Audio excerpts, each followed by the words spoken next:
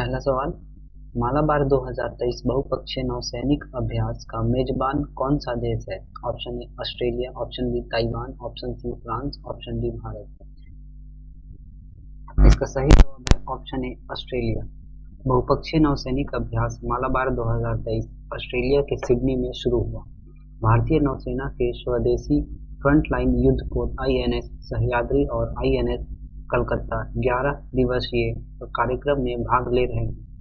अमेरिकी नौसेना, Japan maritime self defence force और रॉयल ऑस्ट्रेलियाई नौसेना के जहाज और विमान भी इस अभ्यास में भाग ले रहे हैं। अगला सवाल, रिलायंस जियो ने हाल ही में किस देश को high speed optic fibre cable से जोड़ने से संबंधित कार्य पूरा किया है? Option A Maldives, option B Nepal, option C Sri Lanka, option D Thailand. इसका सही जवाब है option A Maldives. Reliance Jio ने मालदीव्स को high speed optic fibre cable से जोड़ने से संबंधित कार्य पूरा कर लिया है।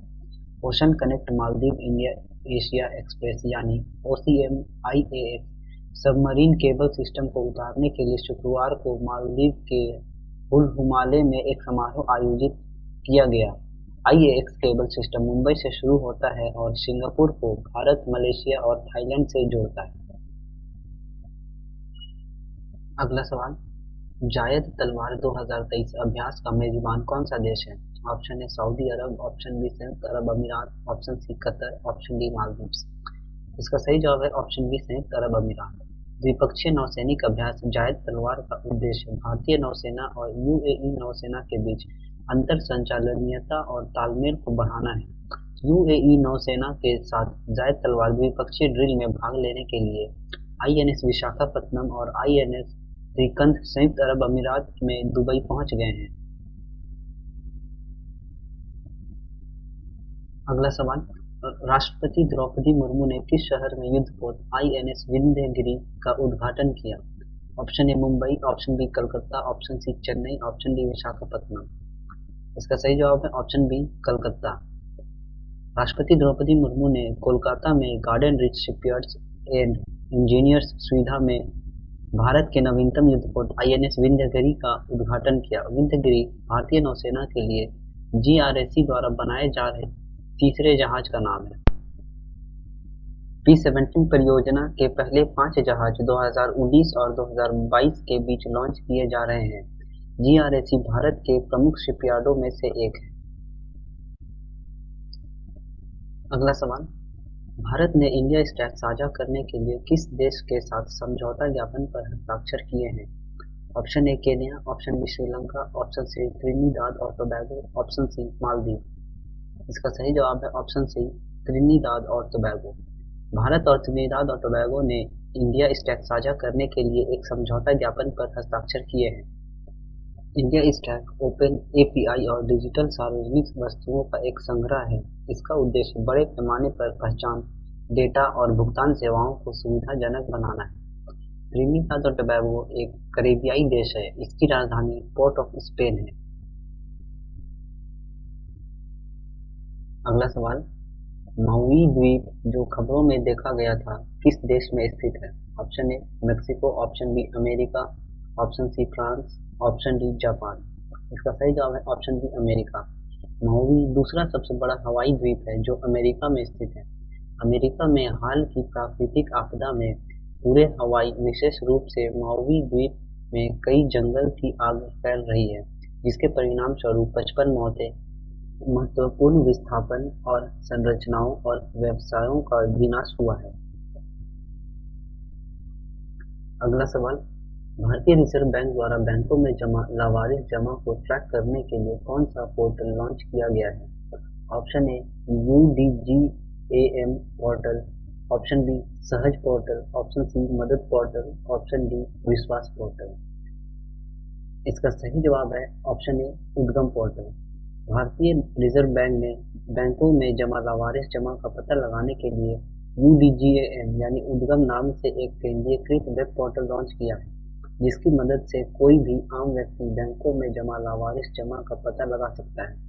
RBI ने बताया कि फिलहाल 7 बैंकों में जमा लावारिस जमा की जानकारी पोर्टल पर उपलब्ध है। अगला सवाल, किस भारतीय एथलीट पर डोपिंग के आरोप में 4 साल का प्रतिबंध लगाया गया है? Option A Hima Das, option B Annu Rani, option C Dutee Chand, option D Deepika Singh. इसका सही जवाब है ऑप्शन सी दूती चंद। भारतीय धाविका दूती चंद को चयनात्मक एंड्रोजन रिसेप्टर मॉड्यूलेटर के लिए प्रतियोगिता से बाहर 2 डोप परीक्षणों में विफल रहने के कारण दिसंबर 2022 में 4 साल के लिए प्रतिबंधित कर दिया गया है। 29 वर्षीय दूती चंद पर यह प्रतिबंध 3 जनवरी 2023 से प्रभावी होगा और 3 जनवरी 2027 तक रहेगा। डोपिंग रोधी अनुशासनात्मक पैनल ने यह फैसला लिया है।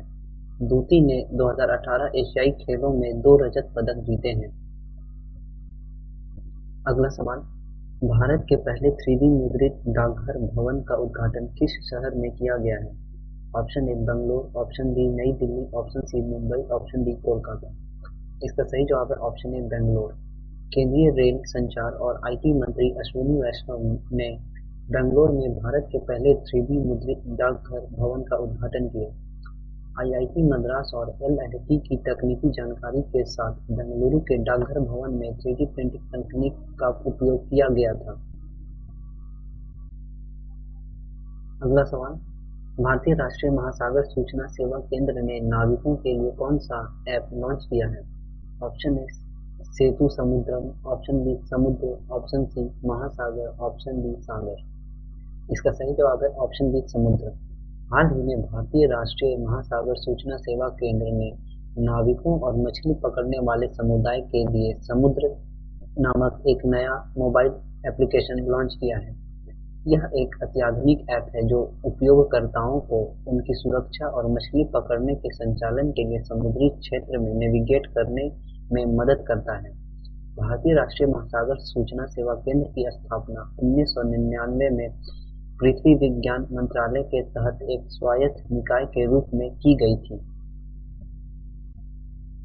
अगला सवाल, भारत ने किस देश को अपना पहला कच्चे तेल का भुगतान स्थानीय मुद्रा में तय किया है?